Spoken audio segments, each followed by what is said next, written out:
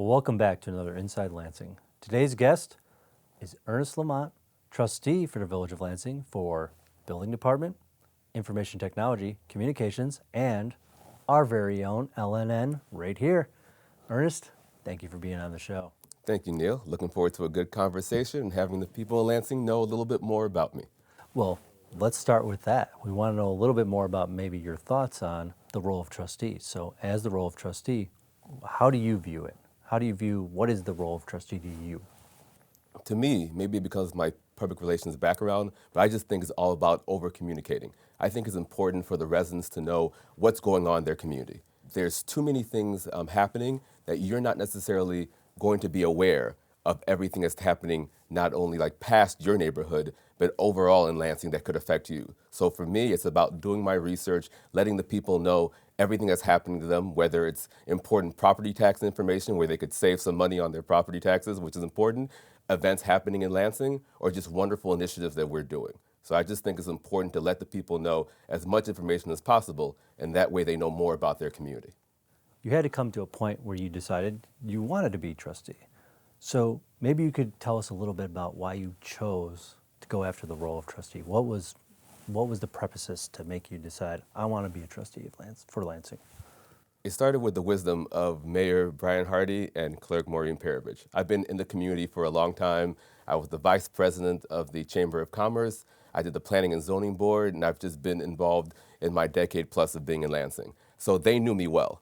And so one day they kind of came to me in a regular conversation. They said, we want you to be part of our party. And it surprised me only because I see myself as interesting, an extrovert, but who doesn't need attention. So I always saw myself more as if I was going to do anything political, I'd be chief of staff of somebody who is mayor or who is senator in general. I don't need the limelight. But then all of a sudden, I think that's one of the things that's attracted them to me because they knew that I'm someone who cared more about helping others than helping themselves. I wasn't going to use this as a stepping stone to something else. I was going to care more about the community. So when I started thinking about it and, talked to my wife, prayed about it, talked to more about Mayor Hardy and Clerk Grady Perovich, and I started thinking, this is exactly what I want to do because if you don't get people who care about the community in government, you don't get the government you want. And so that kind of made me start thinking of, even though this is my first time ever going to a political arena, that this is something that a door I wanted to open and try. And I'm glad I did it because so far it's been an exciting time in my opening 4 to 5 months of being trustee. Very exciting, and we're glad to have you here. Thank you. We're very glad to have you here. Now, as a role of trustee, you deal with the community a lot. So maybe we could, before we talk more about that, but let's just talk about the future here a little. What do you feel our community has to look forward to for Lansing's future? I think there's a reason why a lot of other South suburbs, in a way, whether they'll admit it or not, is jealous of Lansing. Because we have a great combination. First, no strong community can be strong without economic development.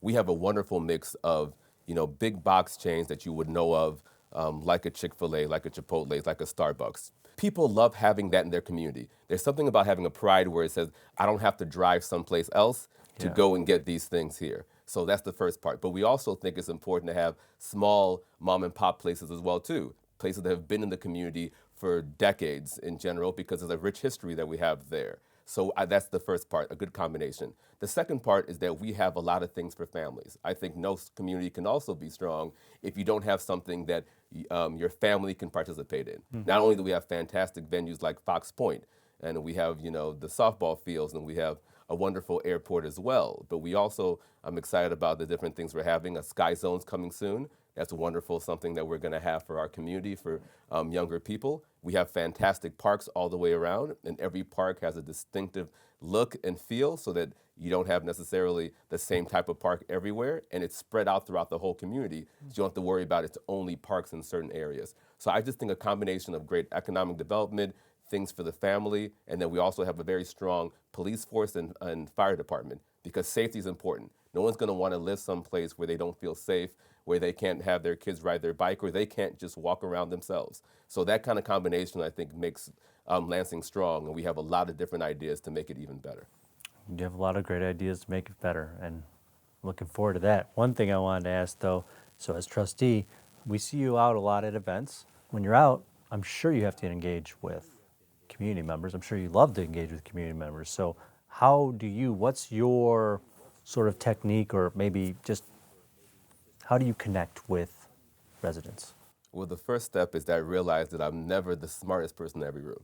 So there's something that you can learn from anything. I have a 5-year-old, and sometimes she still teaches me things. So when I go and basically, I want to ask them more about what they know.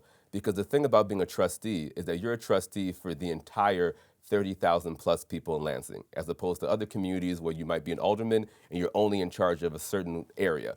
So obviously, there's things that I live in Oakwood Estates, but I may not know exactly what's happening on the north side of town where they may be dealing with certain issues. So the first thing I do is I ask questions. That kind of comes from my journalism background as well. I was a journalist for 15 plus years. And I think you learn more by asking questions than you're talking. So after I ask questions, then I do my own independent research as well. I think what I've done well in my 4 months so far is that I've met with almost every department person, because even though, as you mentioned, I'm the head of the building L&N communications, but it's also very important for me to know what's going on with the fire department and the Yeah. police department. It's important for me to know what's going on with the youth center as well as all our venues. I'm looking forward to a conversation in the future with the airport, because I want to get to know more about what's happening there and how we can elevate that for the community. So I just think also I've kind of gone on my call it a listening tour and trying to meet with as many people as possible, finding out what are some of the issues or challenges, or it's just some of the things that we've done very, very well and how we can continue to elevate that as well too. So I think a good trustee listens more than talks and then does their own independent research to try to get as educated as possible. Having those qualities as trustee, very important, and it's great to see that you're primed and you know what you want and you know how to engage with people. But let's talk to Ernest here about being a resident himself. What do you love about living in Lansing?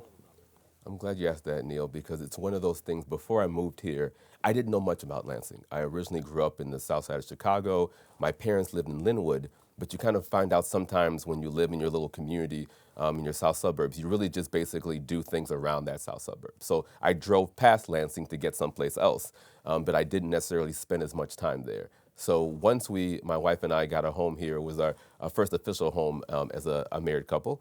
So we really wanted to find a community that was just, beautiful, had activities for our future child that we were going to have. And as I kept just living in Lansing more and more, I just realized the fact that I just love the fact that not only do we have a pride in Lansing, people are proud, very, very proud to be here, to live here. They have generations of family here. They talk about some of the businesses that used to be here in general, that they wish were here. There's a pride in the fact that they're from Lansing. And I think when you're proud of where you're from, that's a good sign that you have a very strong community. So I just love the fact that, I can actually do a lot of my life in Lansing, whether it's a date night with my wife, whether it's quality family time, whether it's just walking around and just enjoying the city.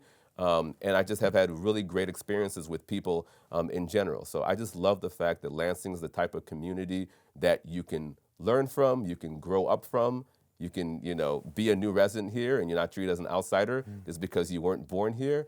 And it's just a friendly environment. So that's kind of what I've loved about living in Lansing. And I can't believe how fast a decade has gone by. Do you have any role models or mentors you look up to, either in relation to trustee or just in general? I want to learn a little bit more about you. Well, I've had a lot of leaders just basically in the careers I've had.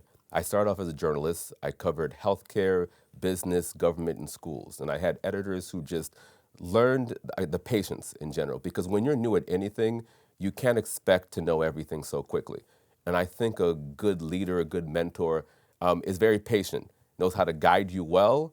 If you're someone who can accept not only criticism, but also just learn from various challenges because you're going to make a mistake.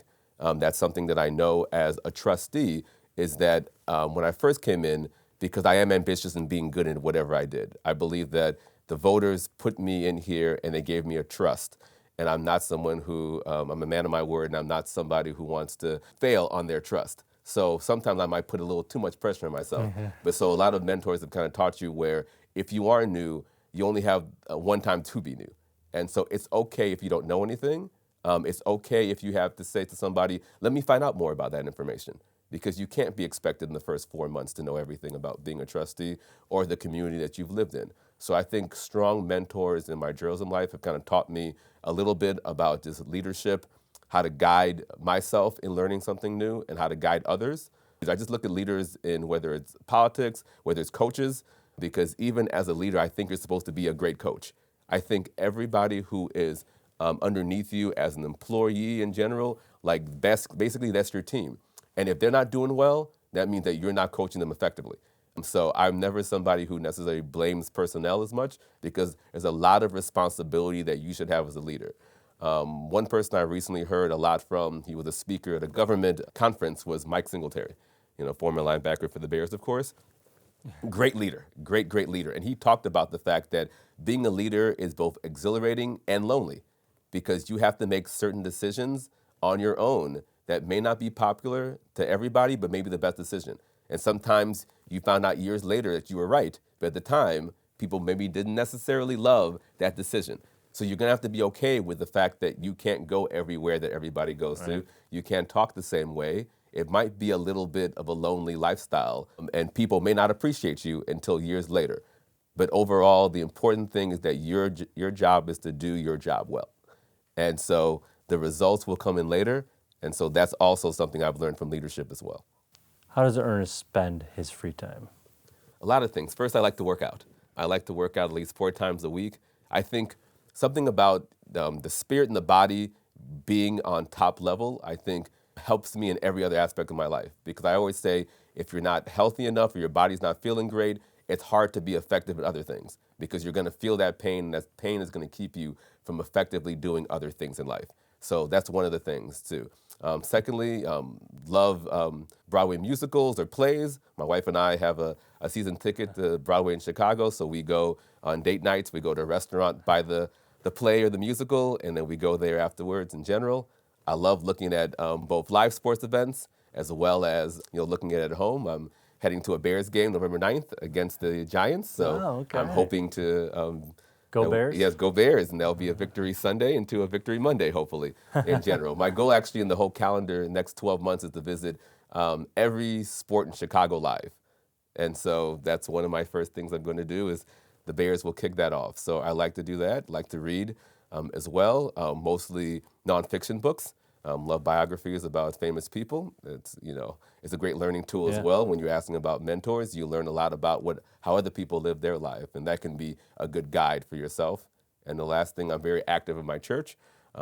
So I do basically the slides for the pastor when he's doing his sermon, as well as the praise and worship songs as well too. So I basically take care of all the technical aspects of my church. So those are some of the ways that I like to have a good time. You're here talking to us, but you're also talking to the community and other people around the community because they're watching this right now. What advice would you give for young leaders? I would say that for young leaders, they should get involved in something very early. Don't let anyone tell you that you're too young to be a leader or too young to be involved. My frustration a lot is when you even look at the many organizations that we have in Lansing. They're run by people who have done it for many, many decades. And I'm wondering where the next wave of young people are going to be going, because you can't expect those people to maintain the organization for the next 10 to 20 years. And then we don't want these programs and these great organizations that we've had in Lansing to die off. So I think, number one, you're never too young to be involved. Find what your passion is, because when you drive your passion, then all of a sudden, as people say, it won't feel like work. It's like the cliche that says, 90% success is just showing up. So your involvement in your community, your involvement in school, your involvement in anything that you want to do is going to spurn an interest and a leadership capacity. You can't be great at anything unless you practice it. So my thing is just don't feel like you have to get a certain age. Don't feel like you have to go to the top leadership of any organization. Just being involved and seeing how things are going, then you will also be connected with other people who have been leaders for some time. And that's a great way for you to learn more about how to be a leader. You take kind of a tree of some things that you may learn from them, some of your personality, and you can really fully craft the type of leader you want to be in the future.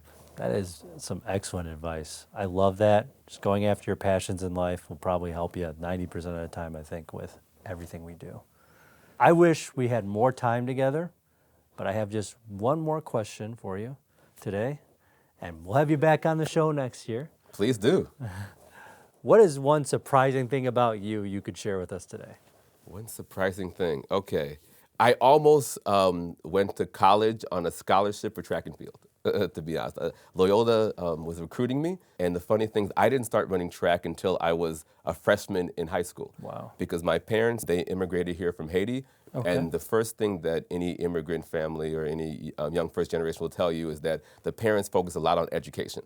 So they think of anything, whether it's extracurricular activities or sports, it keeps you away from the focus, which is graduating from high school, graduating from college. Many times we're the first in our community, in our families, to graduate from college. So literally I have to tell my parents freshman year, even for them to agree that being in track would look good on a college application, and that's the only reason why they allowed me. So the fact that I only did something for 4 years and basically could have gotten a college scholarship doing it, it's kind of tells you maybe I had that inner ability that wasn't utilized in middle school when I was younger, but also just the perseverance I had to anything I do, I want to do as well as possible. And so I started off as somebody who didn't know much about track and field other than the Olympics, because I'm a huge fan of the Olympics, hoping to go to LA in 2008 to watch that for a couple weeks. But the fact that if I put my mind to something, that I can achieve it really, really well and really quickly. And so the fact that I had an opportunity to that. Only reason why I didn't do that is the University of Illinois in Champaign offered me an academic scholarship that was more money than the track, and I knew I wasn't going to go to the Olympics. So I didn't want to leave college with a bunch of debt. So I took the smart move, went to U of I, got the academic scholarship, left with only $3,000 of debt, which I paid in a couple years, and then was able to start my journalism career. So that's one small fact that somebody can know about me. Well, it sounds like a lot of smart decisions, and we're glad you experienced that because it brought you to us regardless. All your actions, all your decisions brought you here. So we're glad to have you here. We are glad to have you on the show, and I just want to say thank you for being here today. Okay, thank you. We appreciate you too, Neil. And thank you for watching. We'll see you next time on Inside Lansing.